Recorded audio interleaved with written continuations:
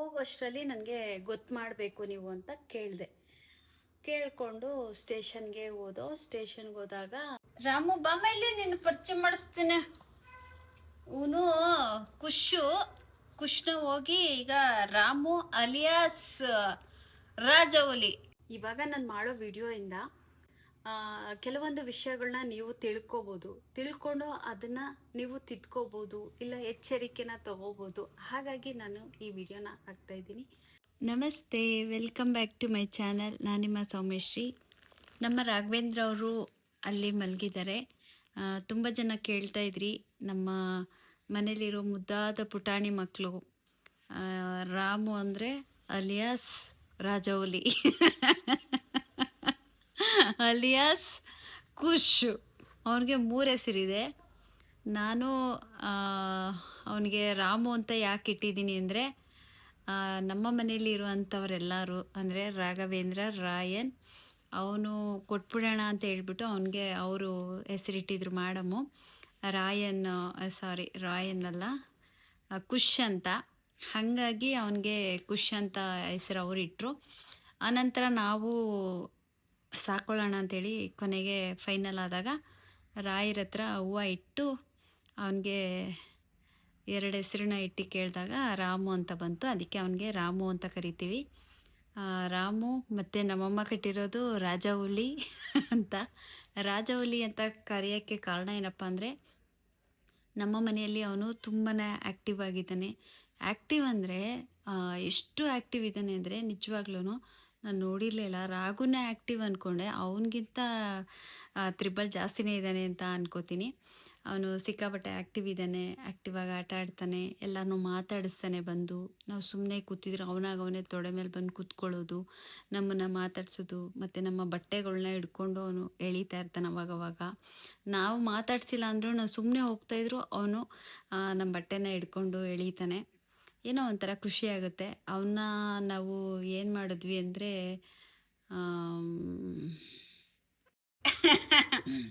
ತುಂಬ ಆ್ಯಕ್ಟಿವ್ ಆಗಿದೆ ಮಗು. ಮುತ್ತು ಓಕೆಮ್ಮ, ಮುತ್ತೆಲ್ಲ ಕೊಡುತ್ತೆ. ಆಮೇಲೆ ಕೆಟ್ಟ ಬುದ್ಧಿ ಏನಂದರೆ ಚೆನ್ನಾಗಿ ಬಟ್ಟೆ ಹರಿದಾಕೋದು. ಯಾಕೆಂದರೆ ನಮ್ಮ ಬಟ್ಟೆ ಎಲ್ಲ ಅಷ್ಟು ಹರಿದಾಕಿದ್ದಾನೆ. ಅವ್ನು ಹಿಡ್ಕೊಂಡು ಎಳಿತಾ ಇರ್ತಾನೆ. ನಮ್ಗೆ ಗೊತ್ತಿಲ್ಲ, ನಾವು ಪಾಸ್ ಆಗ್ತೀವ ಆವಾಗ ಬಟ್ಟೆಗಳೆಲ್ಲ ಇದಾಗಿದೆ ಸ್ವಲ್ಪ. ಮತ್ತು ತುಂಬ ಆ್ಯಕ್ಟಿವ್ ಆಗಿರ್ತಾನೆ. ತುಂಬ ಒಳ್ಳೆ ಮಗ. ಎಷ್ಟೇ ಕ್ಲೀನ್ ಮಾಡಿದ್ರು ಹಿಂಗೆ ಗಬ್ಬೆತ್ತು ಹೋಗ್ತಾನೆ.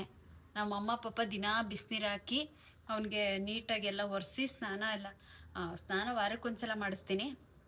ಬಟ್ಟು ಡೈಲಿ ನಮ್ಮಮ್ಮ ಶಾಂಪು ಎಲ್ಲ ಹಾಕಿ ಬಿಸಿನೀರಲ್ಲೆಲ್ಲ ಮೈಯೆಲ್ಲ ಚೆನ್ನಾಗಿ ನೀಟಾಗಿ ಒರೆಸಿ, ಕಣ್ಣು ಮೂತಿ ಎಲ್ಲ ಒರೆಸಿ, ಇವ್ನಿಗೆ ಆಪ್ರೇಷನ್ ಆಗಿದೆ ಅಲ್ಲ ಕಣ್ಣು, ಹಂಗಾಗಿ ಮೂತಿ ಎಲ್ಲ ಒರೆಸ್ತಾರೆ ಚೆನ್ನಾಗಿ. ಆದ್ರೂ ಹೀಗೆ ಗಬ್ಬೆ ಬೂಸ್ಕೋತಾನೆ.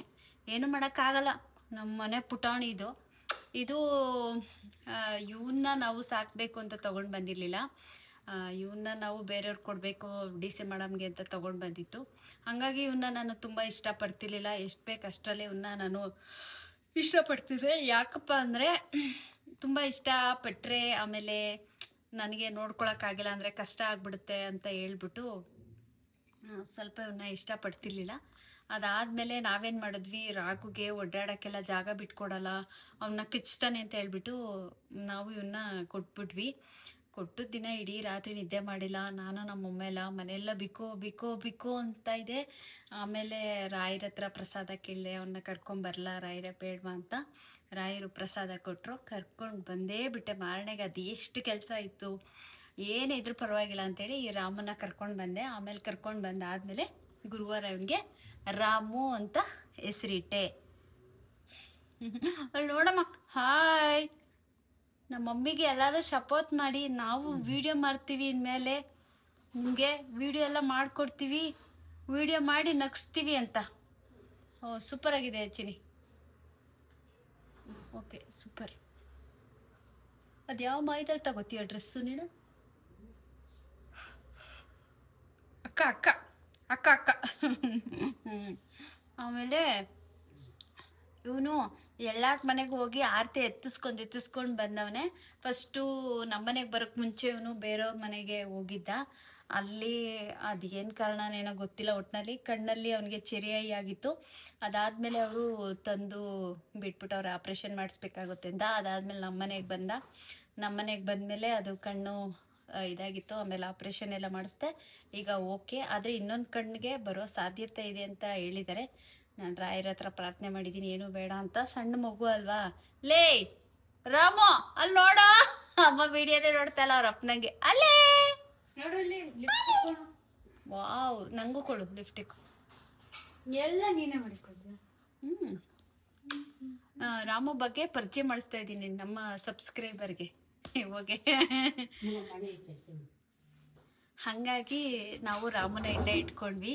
ತುಂಬ ಜನ ಕೇಳ್ತಾ ಇದ್ರಿ 3 ಜನನ ಹೆಂಗೆ ಮೇಂಟೈನ್ ಮಾಡ್ತೀರಾ ಅಂತ. ಮೋಸ ವಂಚನೆ ಮಾಡಿರೋರೇ ನಮ್ಮನ್ನ ಯಾಮಾರಿಸ್ಬಿಟ್ಟು ಹೋದ್ರು. ಅಂಥದ್ರಲ್ಲಿ ಈ ನನ್ನ ಮುದ್ದಾದ ಮಕ್ಕಳನ್ನ ನೋಡ್ಕೊಳ್ಳೋದ್ರಲ್ಲೇನು ಅಲ್ವಾ. ಇವು ಮೂಕ್ ಪ್ರಾಣಿ, ನಾವು ಇಷ್ಟು ಪ್ರೀತಿ ಕೊಟ್ಟರೆ ಸಾಕು. ಒಂದು ತುತ್ತು ಅನ್ನಕ್ಕೆ ನಮಗೆ ಇಡೀ ದಿನ ಅವರು ಕಾಯ್ತಾರೆ ನಮಗೋಸ್ಕರ. ಹಾಗಾಗಿ ನನಗೆ ಪ್ರಾಣಿಗಳು ಅಂದರೆ ತುಂಬ ಇಷ್ಟ.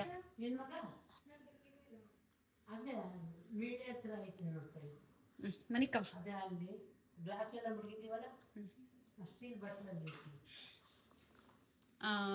ರಾಯು ರಾಯು ರಾಯು ಬಾಮ, ವಿಡಿಯೋ ಮಾಡೋಣ.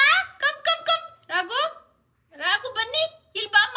ಮಮ್ಮಿ ಅವನಿಗಿಷ್ಟ ಹಿಂಗೆ ತೊಡೆ ಮೇಲೆ ಹಾಕೊಂಡು ಹಿಂಗಿರೋದು ತುಂಬ ಇಷ್ಟ. ಪಾಪ ಮಗ ಇದು ಒಡ್ಸ್ಕೊಳತ್ತೆ ಚೆನ್ನಾಗಿ ಏಟು ನನ್ನ ಕೈಲಿ. ಯಾಕೆಂದರೆ ಎಲ್ಲರನ್ನೂ ಕೆಣಕೋದು, ನಮ್ಮನ್ನು ಕೆಣಕ್ತಾನೆ, ರಾಗುನ್ ಕೆಣಕ್ತಾನೆ, ರಾಯನ್ನ ಕೆಣಕ್ತಾನೆ. ಆಮೇಲೆ ನನ್ನೆಲ್ಲ ರಾಯನ್ನು ಮತ್ತು ಇವರಿಬ್ಬರು ಜೋಡಿ ಒಟ್ಟಿಗೆ ಊಟ ಮಾಡಬೇಕು, ಒಟ್ಟಿಗೆ ಮಲ್ಕೋಬೇಕು, ಒಟ್ಟಿಗೆ ಫೈಟ್ ಮಾಡಬೇಕು. ಈಗೆಲ್ಲ ಓಡಬೇಕು ನನ್ನ ಮಗ. ಕೂತ್ಕೊಳ್ಳ. ಬಂಗಾರ ಆಯ್ತು. ರಾಮು ಪರಿಚಯ ಹಿಂಗಿದೆ. ರಾಮು ಚೆನ್ನಾಗಿದ್ದಾನೆ. ಹಾಕ್ಲಿಕ್ಕೆ ಬರ್ತಿದೆ. ರಾಮು ತೀಟೆ ರಾಮು. ಇವನೊಬ್ಬನ ಕಟ್ಟಾಕ್ತೀವಿ, ಅವರಿಬ್ರನ್ನ ಕಟ್ಟಾಕಲ್ಲ. ಅವರಿಬ್ರು ಆರಾಮ್ಸೆ ಇರ್ತಾರೆ. ಬಟ್ ಇವನೇನೆ ಸ್ವಲ್ಪ ತೀಟೆ ಮಾಡೋದು ಅಂತ ಇವನ್ನ ಜಾಸ್ತಿ ಕಟ್ಟಾಕ್ಬಿಡ್ತೀವಿ ನಾವು. ಪ್ರಾಣಿನ ಯಾಕೆ ಇಷ್ಟಪಡ್ತೀರಾ, ನೀವು ಯಾಕೆ ಪ್ರಾಣಿನ ಸಾಕ್ತಿದ್ದೀರಾ ಅಂತ ಕೆಲವರು ಕೇಳಿದ್ದೀರಾ. ಕಂಡ್ರೆ ಭಯ ಜಾಸ್ತಿ. ಯಾಕೆಂದರೆ ಈಗ ಆಲ್ಮೋಸ್ಟು ನಂಬಿ ಮೋಸ ಹೋಗಿ ನಮಗೆ ಭಯ ಜಾಸ್ತಿ ಆಗಿದೆ. ಹಾಗಾಗಿ ಯಾರನ್ನು ಮನೆಗೆ ಸೇರ್ಸೋಕ್ಕೂ ನಮಗೆ ತುಂಬಾ ಭಯ ಜಾಸ್ತಿ. ಹಾಗಾಗಿ ನಾವು ಮನೆಗೆ ಯಾರನ್ನು ಸೇರಿಸಲ್ಲ. ಯಾರು ಹೆಂಗಿರ್ತಾರೋ ಯಾಕೆ ಬೇಕು ಅಂತ ಸೇರಿಸಲ್ಲ. ತುಂಬ ಜನ ನಮಗೆ ಸ್ಯಾರೀಸು ತೊಗೋಬೇಕು ಬರ್ತೀವಿ ಅಂತಾರೆ. ಜೊತೆಗೆ ನಮ್ಮ ಓನರ್ ಕಾಟನೂ ಇದೆ. ಹಾಗಾಗಿ ನಾನು ಯಾರನ್ನೂ ಸೇರಿಸಲ್ಲ. ನನ್ನ ಅನುಭವದಲ್ಲಿ ಆಗಿರುವಂಥ ಕೆಲವೊಂದು ಘಟನೆಗಳನ್ನ ನಾನು ಇವತ್ತು ನಿಮಗೆ ತಿಳಿಸ್ತೀನಿ. ಯಾಕೆ ನಾನು ಸ್ವಲ್ಪ ಜನರಿಂದ ತುಂಬ ಕಮ್ಮಿ ಡಿಸ್ಟೆನ್ಸ್ ಮೇಂಟೈನ್ ಮಾಡ್ತೀನಿ. ಜಾಸ್ತಿ ನಾನು ಕೆಲವರು ಜನರ ಜೊತೆ ಅಂತ ಅಂದರೆ ಇದೊಂದೇ ಕಾರಣ. ನನ್ನ ಲೈಫಲ್ಲಿ ತುಂಬ ಜನ ಅಂದರೆ ಕೆಲವರು ಹಿಂಗೆಲ್ಲ ಯಾವ್ಯಾವ ರೀತಿ ನಡ್ಕೊಂಡ್ರು ನನಗೆ ಅಂತ ಗೊತ್ತಾಯಿತು. ನಾನು ಒಂದು ಕಂಪನಿಲಿ ಕೆಲಸ ಮಾಡ್ತಾಯಿದ್ದೆ, ಆ್ಯಕ್ಟಿಂಗ್ ಸ್ಕೂಲಲ್ಲಿ. ಅಲ್ಲಿ ಕೆಲಸ ಮಾಡಬೇಕಾದ್ರೆ ಒಬ್ಬರು ಸ್ಟೂಡೆಂಟು ಬಂದಳು, ಲೇಡಿ. ಫ್ಲೆಮಿಂಗೋ ಅಂತ ಒಂದು ಕಂಪನಿಯಲ್ಲಿ ಕೆಲಸ ಮಾಡ್ತಾಯಿದ್ದೆ. ಆ ಕೆಲಸ ಮಾಡುವಾಗ ಒಂದು ಲೇಡಿ ಬರ್ತಾಳೆ. ಆ ಲೇಡಿ ಬಂದು ಆ್ಯಕ್ಟಿಂಗ್ ಸ್ಕೂಲ್ಗೆ ಸೇರ್ಕೋತಾಳೆ, ಜಾಯ್ನ್ ಆಗ್ತಾಳೆ. ಜಾಯ್ನ್ ಆಗಿ ಅವಳು ಸ್ಟಾರ್ಟಿಂಗು ಬರ್ತಾಳೆ, ಬಂದು ರಿಜಿಸ್ಟ್ರ್ ಮಾಡ್ಕೊಂಡು ಹೋಗ್ತಾಳೆ. ಅದಾದಮೇಲೆ ನೆಕ್ಸ್ಟ್ ಅವಳು ಆ್ಯಕ್ಟಿಂಗ್ಗೆ ಸೇರ್ಕೋತಾಳೆ. ಅದಾದಮೇಲೆ ಸೇರಿಕೊಂಡು ಅವಳೇನು ಮಾಡ್ತಾಳೆ, ಸ್ವಲ್ಪ ನನ್ನ ಜೊತೆ ಚೆನ್ನಾಗಿ ಮಾತಾಡಿದಾಗ ಓಕೆ ಒಳ್ಳೆ ಹುಡುಗಿ ಅಂತ ನಾನು ಕೂಡ ಅಂದ್ಕೊಂಡು ಅವಳ ಜೊತೆ ಮಾತಾಡ್ತೀನಿ. ಬಟ್ ನಮ್ಮ ಮನೇಲಿ ತೊಗೊಂಡೋಗುವಂಥ ಊಟ ತಿಂಡಿ ಎಲ್ಲ ಅವಳು ಕೊಡ್ತಾಯಿದ್ದೆ. ಅವಳು ಕ್ಲಾಸ್ ಮುಗಿಸ್ಕೊಂಡು ಬಂದು ನನ್ನ ಕ್ಯಾಬಿನಲ್ಲಿ ಕೂತ್ಕೊಂಡು ಮಾತಾಡ್ತಿದ್ಲು. ಹೀಗೆ ಮ್ಯಾಮ್ ನನ್ನ ಅವಳ ಪರಿಸ್ಥಿತಿಗಳನ್ನ ಹೇಳ್ಕೊತಿದ್ರು. ನಾವೆಲ್ಲರೂ ಅವ್ರು ಹೇಳ್ಕೊತಾರೆ ಅವ್ರ ಪರಿಸ್ಥಿತಿನ. ಅಂದರೆ ನಾವು ಎಲ್ಲರೂ ಹಂಗೆ ಅಂತ ಅನ್ಕೋತೀವಿ, ಆದರೆ ಅವರ ಮುಖವಾಡಗಳು ಬೇರೆ ಥರ ಇರೋದು ಅನ್ನೋದು ನನಗೆ ಗೊತ್ತಿರಲಿಲ್ಲ.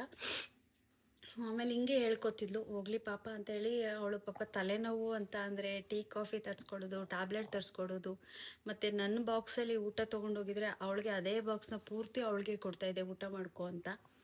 ಹಾಗೆ ಈಗೆಲ್ಲ ಇತ್ತು. ಕೊನೆಗೆ ಅವಳು ಮೇಕಪ್ ಆರ್ಟಿಸ್ಟು, ನಾನು ಮೇಕಪ್ ಎಲ್ಲ ಮಾಡ್ತೀನಿ ಅಂತ ಅಂದ್ಲು. ಪ್ರೆಸೆಂಟ್ ನಾವೀಗಿರೋ ಮನೆ ಅಡ್ರೆಸ್ನ ಹೇಳಿದೆ. ಸರಿ ಆಯಿತು ಬರ್ತೀನಿ ಅಕ್ಕ ಅಂದು. ಸರಿ ಓಕೆ ಅಂತ. ಅದೆಲ್ಲ ಸುಳ್ಳು, ಅವಳು ಮೇಕಪ್ ಆರ್ಟಿಸ್ಟ್ ಅಲ್ವೇ ಅಲ್ಲ. ಯಾಕೆಂದರೆ ಅವಳ ಹತ್ರ ಮೇಕಪ್ ಮಾಡೋಕ್ಕೇನು ಇಲ್ವಲ್ಲ. ಸರಿ ಅಂದ್ಬಿಟ್ಟು ನಾನು ಹೇಳಿದೆ, ಅಡ್ರೆಸ್ಸು ಲೊಕೇಶನ್ ಎಲ್ಲ ಕೊಟ್ಟೆ. ಕೊನೆಗೆ ಅವಳು ಬರ್ತೀನಿ ಅಂದವಳು ಸಡನ್ನಾಗಿ ಫೋನ್ ಮಾಡಿದ್ಲು.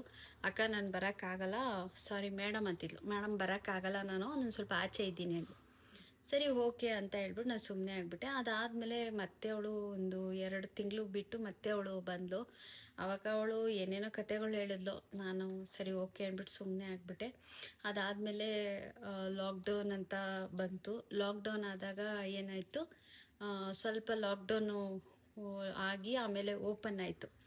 ಲಾಕ್ಡೌನ್ ಓಪನ್ ಆದಾಗ ಜೊತೆಗೆ ನಾನು ಮೇಕಪ್ಪು ಮಾಡ್ತೀನಿ ಅಂತ ಹೇಳಿಲ್ಲ ಅಂದ್ಬಿಟ್ಟು ನನ್ನ ಪರ್ಸ್ನಲ್ ನಂಬರ್ನ ಅವಳಿಗೆ ಕೊಟ್ಟಿದ್ದೆ. ಅವಳು ಎಂಥ ಖತರ್ನಾಕ್ ಎಂಥ ಕೆಲಸ ಮಾಡಿದ್ಲು ಅಂದರೆ, ಅವಳೇನು ಮಾಡಿದ್ದಾಳೆ, ಅವಳ ಬಾಯ್ ಫ್ರೆಂಡಿಗೆ ನಂಬರ್ ಕೊಟ್ಟಿದ್ದಾಳೆ. ನಂಬರ್ ಕೊಟ್ಟು ಅವನು ನನಗೆ ಕಾಲ್ ಮಾಡ್ತಾನೆ. ಕಾಲ್ ಮಾಡಿ ಹಲೋ ಸೌಮ್ಯ ಮೇಡಮ್ ನಮಸ್ತೆ, ನಾನು ಯಾರು ಅಂತ ಗೊತ್ತಾ ಅಂತ ಕೇಳ್ತಾರೆ. ನಾನು ಯಾರಪ್ಪ ನೀವು, ಯಾರು ಅಂತ ನಂಗೆ ಗೊತ್ತಿಲ್ಲ ಹೇಳಿ ಅಂದೆ.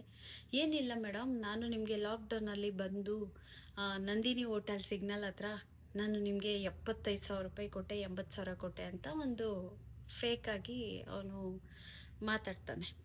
ನಾನು ಹೇಳಿದೆ, ಫೇಕಾಗಿ ಮಾತಾಡಬೇಡಪ್ಪ, ನೀನು ಎಲ್ಲಿ ಕೊಟ್ಟಿದ್ದೆ, ಏನು ಕೊಟ್ಟಿದ್ದೆ, ನಿನ್ನ ಹತ್ರ ದಾಖಲಾತಿ ಇದ್ದರೆ ತೊಗೊಂಡು ಬಾ, ಬೇಕಾದ್ರೆ ನಾನು ರಿಟರ್ನ್ ಕೊಡ್ತೀನಿ ನಿನಗೆ. ಸುಮ್ಮನೆ ಏನೇನೋ ಹೇಳಕ್ಕೆ ಹೋಗಬೇಡ.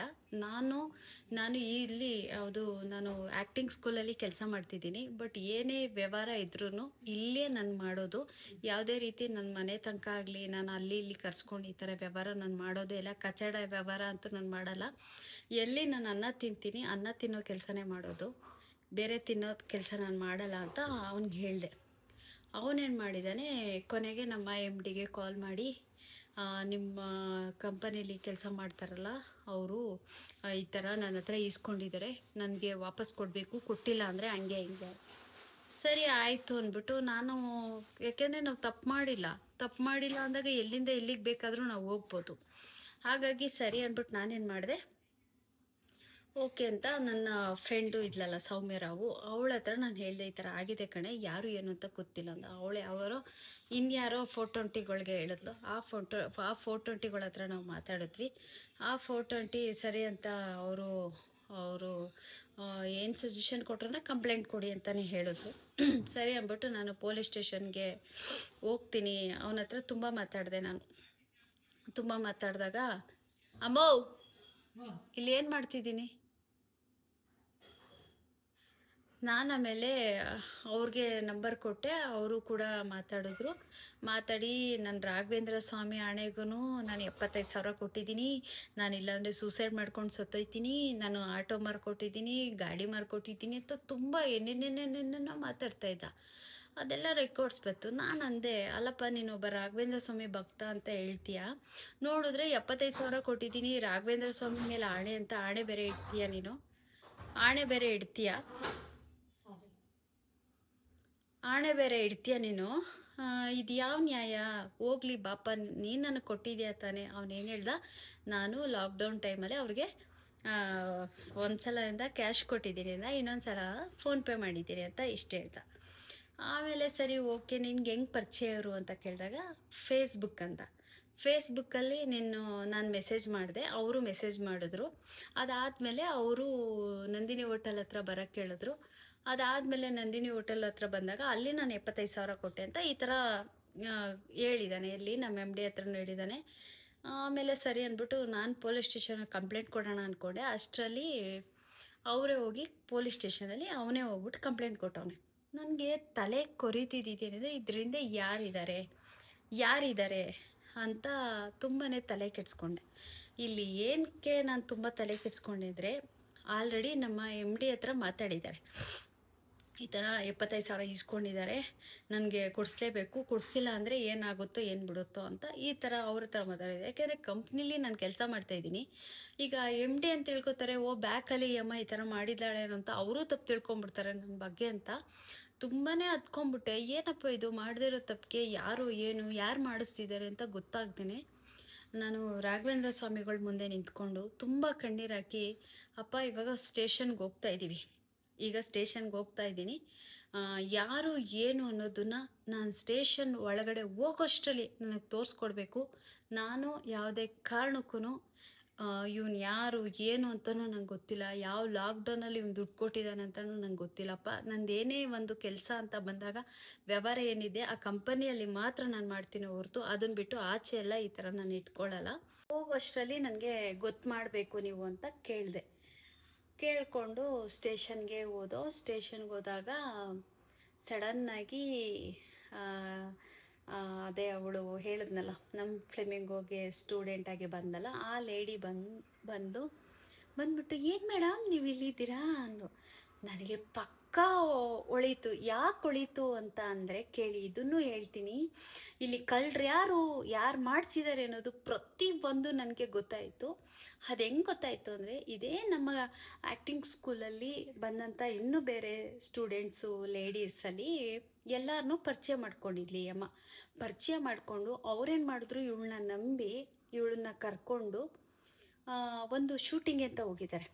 ಶೂಟಿಂಗ್ ಅಂತ ಹೋದಾಗ ಅಲ್ಲಿ ಶೂಟಿಂಗಲ್ಲಿ ಎಲ್ಲರೂ ಅವರು ಪಾಪ ದುಡ್ಡು ಪರ್ಸ್ಗಳು ಏನೇನೋ ತಂದಿರ್ತಾರೆ.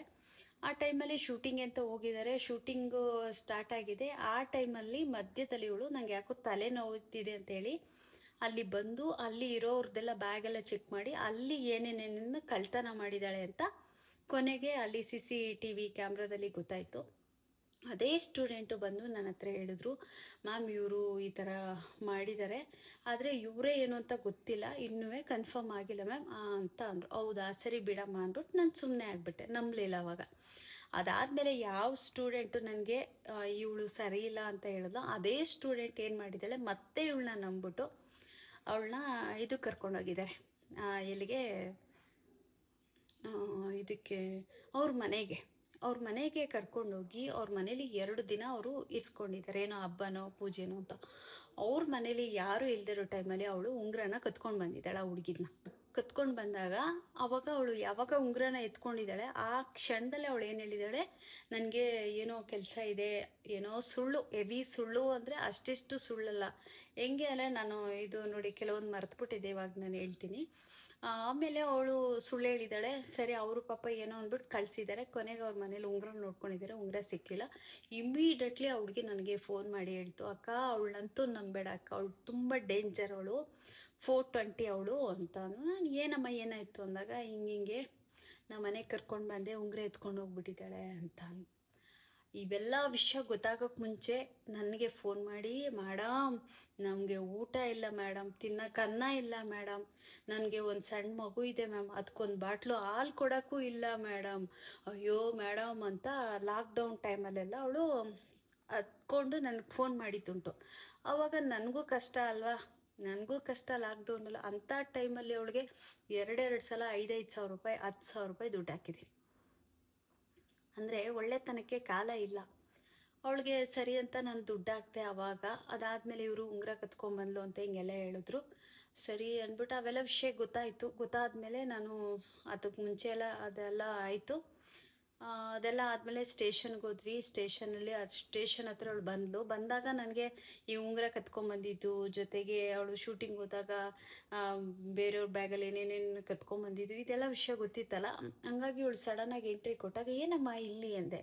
ಮೇಡಮ್ ನಾನು ಇಲ್ಲಿ ಮನೆ ಕೆಲ್ಸಕ್ಕೆ ಹೋಗ್ತಾಯಿದ್ದೆ, ನಮ್ಮ ಇವರು ಫ್ರೆಂಡ್ ಅವರು ಏನೋ ನಿಮಗೆ ದುಡ್ಡು ಕಟ್ಟಿದ್ರಂತೆ 75 ಸಾವಿರನ, ಅವರು ಪೊಲೀಸ್ ಸ್ಟೇಷನ್ ಕಂಪ್ಲೇಂಟ್ ಕೊಡೋಕೆ ಹೋಗ್ತಿದ್ದೀನಿ ಅಂದರು, ಅದಕ್ಕೆ ನಾನು ಇಲ್ಲೇ ಬಂದೆ ಮೇಡಮ್. ಏನು ಮೇಡಮ್ ನೀವು ಹಿಂಗೆ ಮಾಡಿಬಿಟ್ಟಿದ್ದೀರ ಅಂತ ಒಳ್ಳೆ ಥರ ಮಾತಾಡಿದ್ಲು.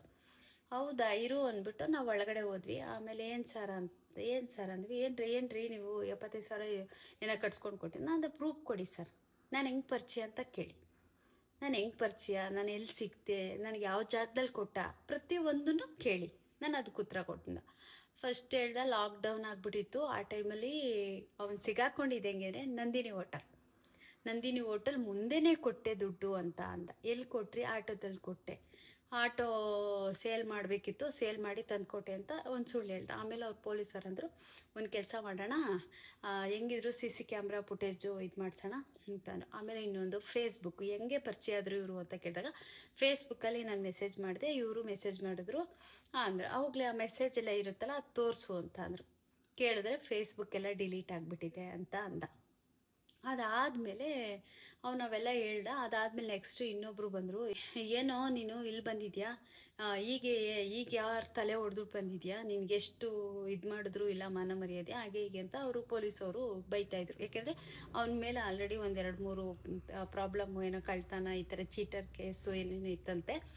ಅದಾದಮೇಲೆ ಅವರು ಬೈದಾದಮೇಲೆ ಇನ್ನೊಂದು ಸಲ ಏನಾದರೂ ಇವ್ರ ವಿಷಯಕ್ಕೆ ಹೋದರೆ ಸರಿ ಹೋಗಲ್ಲ, ಹಂಗೆ ಹಿಂಗೆ. ಯಾಕೆಂದ್ರೆ ದಾಖಲಾತಿ ಇದ್ದರೆ ನಾನು ಕೇಳಿದ್ದು ಒಂದೇ ಮಾತು, ಇವನು ನನಗೆ ಕೊಟ್ಟಿರುವಂಥ ದಾಖಲಾತಿಗಳು ಏನಾದ್ರು ಇದ್ದರೆ ನಂಗೆ ಕೊಡೋಕೆ ಹೇಳಿ ಸರ್, ನಾನು ಕೊಡ್ತೀನಿ ಅಮೌಂಟ್, ಇಲ್ಲ ಅಂತ ಹೇಳಲ್ಲ. ನನಗೆ ಪ್ರೂಫ್ ಬೇಕು. ಪ್ರೂಫ್ ಇಲ್ಲದೆ ಬಂದವ್ರು ಎಲ್ಲರೂ ಕೇಳ್ತಾರೆ, ಎಲ್ರಿಗೂ ನಾನು ದುಡ್ಡು ಕಟ್ಕೊಡೋಕ್ಕಾಗುತ್ತಾ? ಆಗಲ್ಲ. ನನಗೆ ದಾಖಲಾತಿ ಬೇಕು ಅಂದೆ. ಯಾವ ಫೇಸ್ಬುಕ್ಕಲ್ಲೂ ಮೆಸೇಜ್, ಒಂದು ಸತಿ ಫೇಸ್ಬುಕ್ಕು ಅಂದ, ಇನ್ನೊಂದು ಸಲ ನಾನು ಅಲ್ಲೇ ಹೋಗಿದ್ದೆ ಅಂದ, 2-3 ಥರ ಮಾತಾಡ್ತಿದ್ನಲ್ಲ. ಆವಾಗ ಅವ್ರಿಗೆ ಗೊತ್ತಾಗಿ ಕೊನೆಗೆ ಅವ್ರು ಬೈದು, ಕೊನೆಗಿದೆ ಆಯಮ್ಮ ಯಾರು, ಅವಳು ಇದನ್ನೆಲ್ಲ ಮಾಡಿಸಿರೋದು. ಅವಳು ನನ್ನ ಕ್ಯಾಬಿನ್ಗೆ ಬಂದು ಕೂತ್ಕೊಂಡು ನನ್ನ ಜೊತೆ ಮಾತಾಡಿಕೊಂಡು, ಆಮೇಲೆ ಈ ಥರ ಅಂದರೆ ಏನಂದರೆ, ಯಾರಾದರೂ ಒಂದು ಸ್ವಲ್ಪ ಈ ಥರ ಮಾತಾಡಿದರೆ ಈ ಅಮ್ಮ ಏನಾದರೂ ದುಡ್ಡು ಗಿಟ್ಟು ಕೊಡ್ಬೋದೇನೋ ಅನ್ನೋ ಥರ ಅವಳು ಮಾಡಿಸಿದ್ಲು. ಆದರೆ ದೇವರೊಬ್ರು ಇದೆ. ಇವ್ರ ಹತ್ರ ನಾನು ಕೇಳಿಕೊಂಡೆ, ನಾನು ಹೋಗೋಷ್ಟರಲ್ಲಿ ಯಾರು ಏನು ಅಂತ ತೋರಿಸ್ಬೇಕು ಅಂತ. ಅದೇ ರೀತಿ ರಾಯರು ತೋರಿಸ್ಕೊಟ್ರು. ಹಾಗಾಗಿ ಸ್ವಲ್ಪ ಜನ ಅಂದರೆ ನಂಬೋದು ತುಂಬ ಕಷ್ಟ. ಅದಾದಮೇಲೆ ತುಂಬ ಮೋಸ ಹೋಗಿದ್ದೀನಿ, ಇಲ್ಲ ಅಂತ ಹೇಳಲ್ಲ, ನಾನು ಹೇಳಲ್ವಾ. ಅದಕ್ಕೆ ನಾನು ಆದಷ್ಟು ನಾನಾಯಿತು, ಕೆಲಸ ಆಯಿತು, ನನ್ನ ಮುದ್ದಾದ ನಾಯಿ ಮರಿಗಳ ಜೊತೆ ನಾನು ಆರಾಮಾಗಿ ಅವ್ರ ಜೊತೆ ನಾನು ಟೈಮ್ ಕಳೀತೀನಿ. ನನ್ನ ಕೆಲಸ ಇದ್ದರೆ ಆಚೆ ಹೋಗ್ತೀನಿ, ನನ್ನ ಕೆಲಸ ಇಲ್ಲ ಅಂದರೆ ಎಲ್ಲೂ ಹೋಗಲ್ಲ. ಬೆಳಗ್ಗೆಯಿಂದ ಸಂಜೆ ತನಕ ಮನೇಲೇ ಇರ್ತೀನಿ. ಆಮೇಲೆ ನಮ್ಮ ಮನೇಲೂ ಕೆಲಸ ಇರುತ್ತಲ್ಲ, ನನಗೂ ಸ್ಯಾರಿದು ಇರುತ್ತೆ, ಕೊರಿಯರ್ ಮಾಡಬೇಕು, ಸ್ಯಾರಿ ತೋರಿಸ್ಬೇಕು, ವಿಡಿಯೋ ಮಾಡಬೇಕು, ಎಡಿಟ್ ಮಾಡಬೇಕು, ಮನೇಲಿ ಗುಡಿಸಿ ಒರೆಸಿ ಅವ್ರು ಹೋಗ್ಬಿಟ್ರೆ ನನಗೆ ಬಟ್ಟೆ ಮಡ್ಚಾಕೋದು, ಬೇರೆ ಬೇರೆ ಕೆಲಸಗಳು ಅಂತ ಇರುತ್ತೆ, ಡೈಲಿ ಇದ್ದಂಗೆ ಇರುತ್ತೆ. ಹಾಗಾಗಿ ಸ್ವಲ್ಪ ನಾನು ಈ ಜನ ಅಂದರೆ ಸ್ವಲ್ಪ ಎಲ್ಲರೂ ಕೆಟ್ಟೋರು ಅಂತ ನಾನು ಹೇಳಲ್ಲ, ಆದರೆ ಅವ್ರ ಮುಖವಾಡಗಳನ್ನ ದೇವರು ರಾಯರು ಕಳಿಸ್ತಾರೆ, ಸುಮ್ಮನೆ ಇರೋದಿಲ್ಲ. ಈ ಥರ ಎಲ್ಲ ಒಂದು ಪ್ರಾಬ್ಲಮ್ಸ್ನ ಅವರು ನನಗೆ ಆ ಲೇಡಿ ಕೊಟ್ಟಳು. ಅಂದರೆ ಪ್ರಾಬ್ಲಮ್ ಅಂದರೆ ಏನೂ ಇಲ್ಲ, ದುಡ್ಡಿನ ವಿಷಯದಲ್ಲಿ ಅದು ಪೊಲೀಸ್ ಸ್ಟೇಷನ್ವರೆಗೂ ಹೋಯಿತು. ಪೊಲೀಸ್ ಸ್ಟೇಷನಲ್ಲಿ ಅವ್ರು ಕೇಳಿದಂಥ ಕ್ವಶನ್ಗೆ ಅವ್ರಿಗೆ ಉತ್ತರ ಕೊಡೋಕ್ಕಾಗಿಲ್ಲ. ಯಾವುದೇ ಆಗ್ಬೋದು, ದಾಖಲಾತಿ ಬೇಕಲ್ವ. ನಾವು ಏನೇ ಒಂದು ಮಾಡಿದ್ದೀವಿ, ಬಿಟ್ಟಿದ್ದೀವಿ, ಅವ್ರ ಹತ್ರ ನಾವು ವ್ಯವಹಾರ ಮಾಡಿದ್ದೀವಿ ಅಂದಾಗ ನಮಗೆ ಪ್ರೂಫ್ ಸಮೇತ ಕೊಡಬೇಕು. ಹಾಗಾಗಿ ಅಲ್ಲಿ ಯಾವುದೂ ಸಿಕ್ಕಲಿಲ್ಲ. ಆ ಥರ ಲೇಡಿ ಬಂದು ಅವಳು ಹಿಂದೆಗಡೆಯಿಂದ ಬಿಟ್ಟು ಮಾಡಿಸಿದ್ಲು, ಕೊನೆಗೆ ಅವಳು ಸಿಗಾಕೊಂಡ್ಳು. ರಾಯರಿದ್ದಾರೆ.